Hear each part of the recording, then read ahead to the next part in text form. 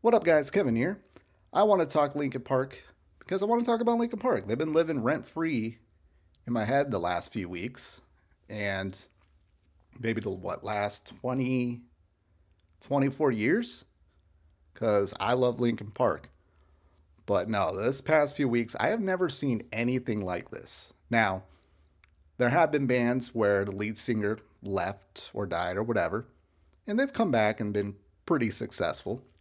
But this is the first band that is close to me that I've seen it actually be pulled off. I think they did it. And I want to talk about why it's so successful. Why is Linkin Park so successful with Emily Armstrong and a couple other new members too? Uh, what I saw today, LinkedIn Park. That that's hilarious. I mean, if you're Linkin Park, you come out to a show and say, "Hey, we're LinkedIn Park." Absolutely hilarious. Um, but no, I have never seen this. Chester Bennington passed away 7 years ago, and man, that hurt me. That hurt me. That was like my first celebrity passing that really affected me. I just remember being really down for days, and whenever I still think about it, I get really sad. Um, and I've only lost my dog. Like I've been so lucky, 37 years. The only thing really close to me that passed away is my dog. And then Chester Bennington, I would say the second. It's kind of weird to say that out loud, but it's absolutely true. Now that I think about it, I've been blessed. I've lost grandparents. I've lost an uncle, but I was never close to them. I never really talked to them.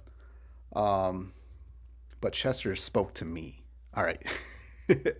This isn't turning into that type of video, but wow. I knew Linkin Park would get back eventually. They always do. They always do. Um, Especially when your audience that got you really popular were 10 and 12 at the time. And you do a quick math. Oh, they're in their 30s and 40s and have money. They have discretionary money. Maybe we should get back together. Just like what Blink 182 did. And go out touring. Linkin Park somehow pulled it off with Emily Armstrong as the singer. And I ain't gonna lie, the first time I heard it, when she did the live performance and I just heard her doing Chester songs, Chester's Linkin Park songs, I was like, oh no. Oh no, this is bad. This is really bad. And I don't know, something about that first show with her. I think she was nervous. I think she was trying too hard. In fact, I think she was practicing so much just to not F it up that it sounded a little hoarse and weird. And I think she got a little bit of break because that second show she did, I was like, oh, okay, this is definitely working. Um, but yeah, here we have Linkin Park owns 50% of an entire Billboard chart this week. This week, I don't know anything about charts. Linkin Park was the band that got me. Um, I make a lot of gaming content, and the fanboys are so hung up on sales and everything that I find it funny and cute because I used to be that way with music and follow. I used to go on Billboard almost daily to track the charts and how much this album sold compared to this album and that album. So this is kind of taking me back to my early 2000 days when I used to care about that stuff. But they own 50% of an entire Billboard chart this week. I don't know how this stuff works with streaming and everything. like, um, yeah, they're back on a dozen charts in the U.S. with the Emptiness Machine, um, and many other songs returned as well, which makes sense. I mean, if you listen to any rock, if you listen to any rock station, they're playing Metallica, Linkin Park, Metallica, and Tool, which two of those three bands I'm okay with. Metallica's alright. I don't know. Sleep when I open. Cheesy shit. Sorry. Now I got the Metallica fans on me. Great. Uh, no. Sanitarium. That's a dope song. But no, Linkin Park, they managed to do it. They managed to come back with the new singer, and fans accepted her. I would say most of the fans. Of course, there's people that are not going to accept her because she's not Chester Bennington. And she supported Danny Masterson at a trial, which she came out and apologized about, which I don't give a shit about because she apologized and she isn't Danny Masterson and did the thing to the women. It wasn't her, it was Danny Masterson. I can appreciate standing up for a friend to an extent. You're like, no, that's not him, but she apologized. Whatever. Oh, and Scientologist. The Scientology thing's funny. Some comments like, she's a Scientologist. I'm like, what does that even mean? When's the last time like a Scientologist has come knocking on your door, bugging the shit out of you? Maybe that happens. It hasn't happened to me. All I know is Tom Cruise, and he looks like the happiest man on earth. I don't care what batshit things that he believes in. Whatever gets him to wake up in the morning at 60 plus years old and make another Mission Impossible movie. I'm all for it. Maybe we all should be Scientologists, but that one's funny to me. But no, she is very talented. Go watch some of the Dead Sarah, like her other band, like her actual band songs. They're really good.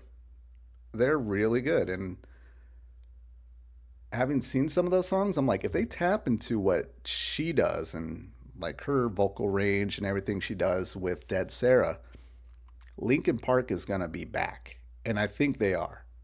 I really think they are. But yeah, just topping the charts.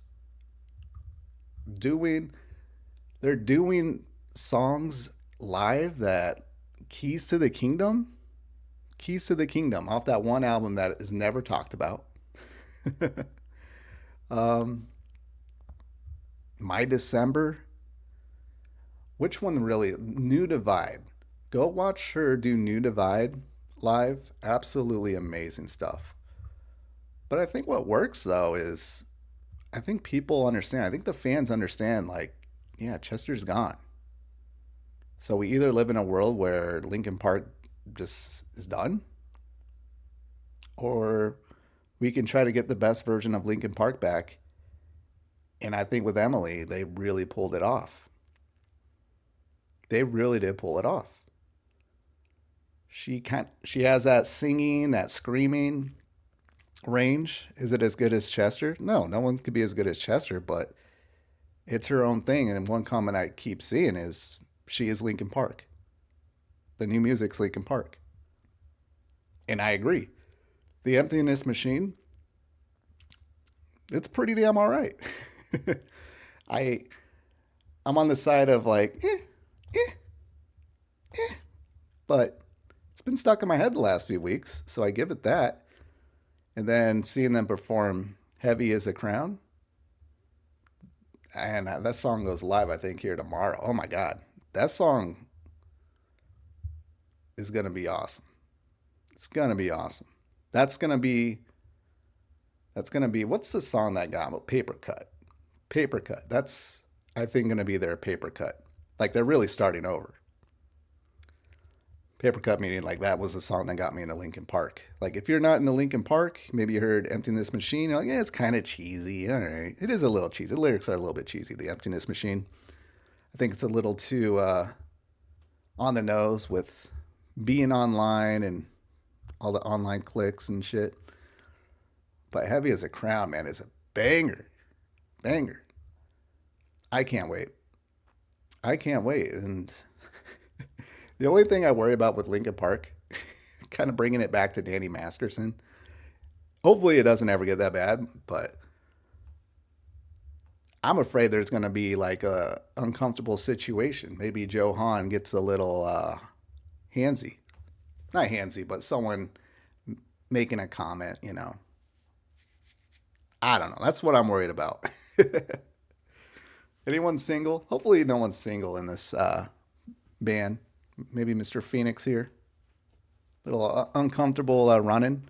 Nothing bad. Nothing like Danny Masterson bad, but something that makes her or the band go, whoa, dude, whoa. Um, but yeah, they really pulled it off. I guess I can't believe it because it is Linkin Park. Mike Shinoda and the guys. It's really just Mike Shinoda. Like, I saw comments that they should change the name of the band. You know, they got three new members. Chester's gone. Are you effing idiots? Even if it sucked, you still go on as Linkin Park just because the name Linkin Park puts people in seats. If they came back like this, as let's just call it From Zero, which was their like original name, like the original name was Zero. But let's just say From Zero. Yeah, all those live concerts we're seeing with this new version of Linkin Park, um, the seats would be half empty. In fact, they probably wouldn't be doing arenas. But yeah, good on them there. It's exciting. I'm really excited. I haven't been this excited about new music in years. Years. It's going to be my album of the year, just because I don't know what other albums came out this year. I don't really listen to music that much. Um, yeah, good on you, Linkin Park. They really did it. They really did. That Jimmy Fallon show that they did, go watch it. Spectacular. But anyways, that's my thoughts on Linkin Park, why it's so successful. Oh, I forgot. Um, Another theory I have is Linkin Park. I've seen this happen, or this sentiment a lot, that yeah, I stopped listening after Meteora. I didn't care after Meteora. And now the two songs I've heard sound, I mean, the closest I would say it sounds to is Hybrid Theory and Meteora. So I think that's bringing fans back. I think there's a lot of fans, even just casual fans. They go, hey, yeah, I love the early stuff. I don't care about the later stuff. Or I never even heard of the later stuff. The later stuff I actually really love. Like my favorite album is One More Light. That album is amazing. That album is amazing. I thought it was amazing before Chester died. Now that Chester died and you listen to it and you really listen to it, you're like, damn, fuck. I love that album so much. I don't care. Hate me all you want. I'm a Linkin Park fan, and that is a Linkin Park album, and it's awesome. But I understand a lot of people didn't like it. They didn't really care for most of the albums after Meteora, which is crazy. Minutes to Midnight might be their best album. I've seen Minutes. What's the one with the Catalyst? I forgot that album. Whatever that album was, I'm seeing people call that very underrated. But yeah, just a lot of fans just gave up, and I think they're being reintroduced to Linkin Park, and it sounds like early Linkin Park. And I think people are excited for that. So good on them there. It does make me think. I do think after One More Light, because a lot of people just did not like that album, I think we would have gotten a Meteora slash Hybrid Theory type Linkin Park album with Chester. I really do. I think they would have like immediately gone back into the studio in like 2019 or 2020. They put out like Hybrid Theory 2 or Meteora 2. This might be it, just with Emily. So, all right, well, now I'm done talking about LinkedIn Park. Thank you guys so much for watching and allowing me to talk about Linkin Park. Well, I allow myself. It's my channel. I do what I want. But thank you for joining me. I will talk to you guys later. Later.